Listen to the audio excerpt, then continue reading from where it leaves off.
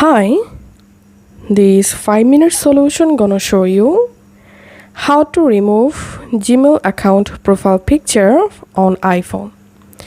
Removing your Gmail account or Google account profile picture on iPhone is pretty easy process, and here's how to do it.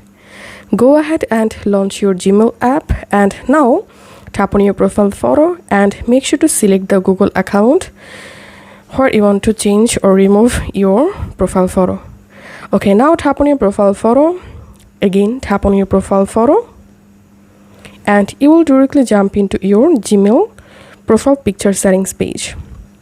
Here, just tap on, first of all you have to swipe to the top, and here you will see this remove option. Just tap on remove and remove profile picture. Just tap on remove to confirm, and that's it. As you can see, I've successfully removed my Gmail or Google account profile picture. So this is how we can do it. If this video helped you out, please leave a like and leave a comment down below.